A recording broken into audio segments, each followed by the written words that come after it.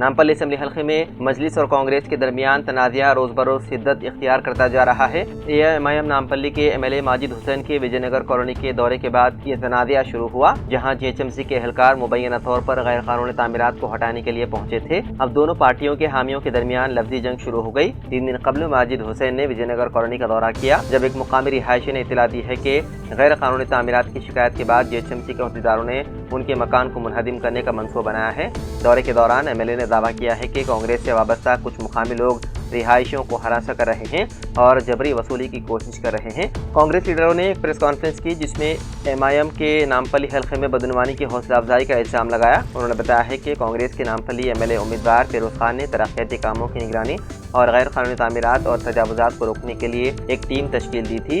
एक नई पेशरफ्त में विजयनगर कॉलोनी डिवीज़न के सदर गोपाल राज, एक मुकामी बाशिंदे ने एक वीडियो में इल्ज़ाम लगाया है कि कांग्रेस के अरकान ने उनसे और उनके रिश्तेदारों से उनकी इमारत की तामीर की इजाज़त देने और जीएचएमसी की शिकायतों को रोकने के लिए 20 लाख रुपए का मुतालबा किया। देर कांग्रेस के रहनुमाओं ने माजिद हुसैन के खिलाफ मेहदीपट्टनम पुलिस स्टेशन में शिकायत दर्ज करवाई, जिसमें उन पर इल्ज़ाम लगाया गया है कि वो विजयनगर कॉलोनी के दौरे के दौरान हिंदू मुखालिफ तबसरे कर रहे हैं। उन्होंने एमआईएम के सदर असदुद्दीन ओवैसी से एमएलए को मुअत्तल करने और हिंदुओं से अवामी मुआफ़ी मांगने का मुतालबा किया।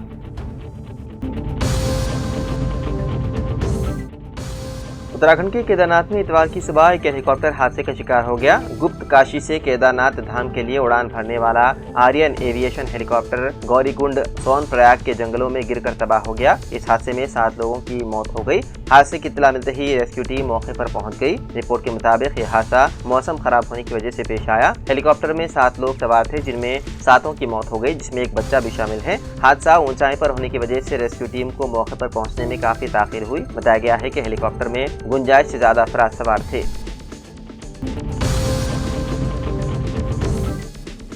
रियासती वज़ीर पी श्रीनिवास रेड्डी ने इतवार के रोज कहा कि तेलंगाना में बल्दियाती इंतखाबात का नोटिफिकेशन इस माह के आखिर तक जारी कर दिया जाएगा। सिर्फ 15 दिन बाकी है। उन्होंने कांग्रेस लीडरों पर जोर दिया है कि वो अंदरूनी इख्तिलाफात को एक तरफ रखकर पार्टी की कामयाबी के लिए मुत्तहिद होकर काम करें। खम्मम में पालेर हल्के से कांग्रेस कायदीन की मीटिंग से खिताब करते हुए वज़ीर ने कहा कि इंतखाबी तारीखों के बारे में मजीद वजाहत काबीना की अगली मीटिंग के बाद सामने आएगी। ये इंतखाबात मरहलेवार होंगे, जिसका आगाज जेडपीटीसी और एमपीटीसी इंतखाबात से होगा। उसके बाद पंचायती इंतखाबात होंगे। देहात में कायदीन के दरमियान मुनासिब तालमेल होना चाहिए और अवामी मसाइल को हल करने पर तवज्जो देनी चाहिए। पार्टी के वसीतर मफाद में मामूली इख्तिलाफात को अगर कोई है तो नजरअंदाज किया जाना चाहिए। श्रीनिवास रेड्डी ने कहा कि उम्मीदवारों का इंतखाब रिजर्वेशन के मियार और जीतने की सलाहियत पर मबनी होगा।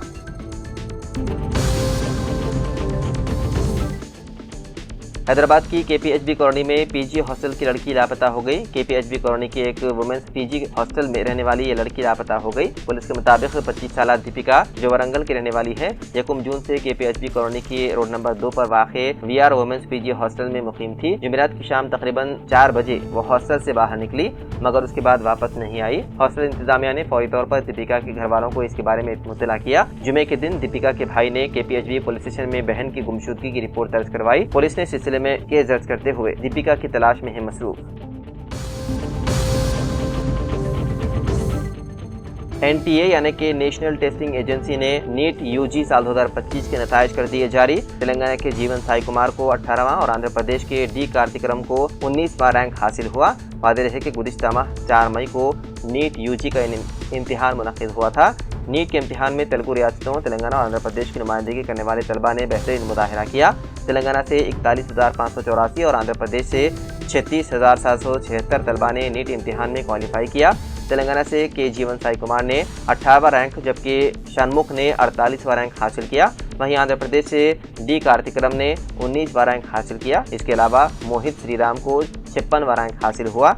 मुल्क के मेडिकल कॉलेजेस में MBBS, BDS, BUMS, BSMS, BHMS courses में दाखिलों के लिए 4 मई को नीट यूजी साल 2025 इम्तिहान का इनेकाद किया गया था। इस इम्तिहान में मुल्क भर से 22 लाख से ज़्यादा उम्मीदवारों ने इम्तिहान में शिरकत की थी, जिसमें 9,65,000 लड़के और 13,01,000 लड़कियां शामिल हैं। 22 लाख के मुंजमिला 12 लाख उम्मीदवारों ने क्वालिफाई किया।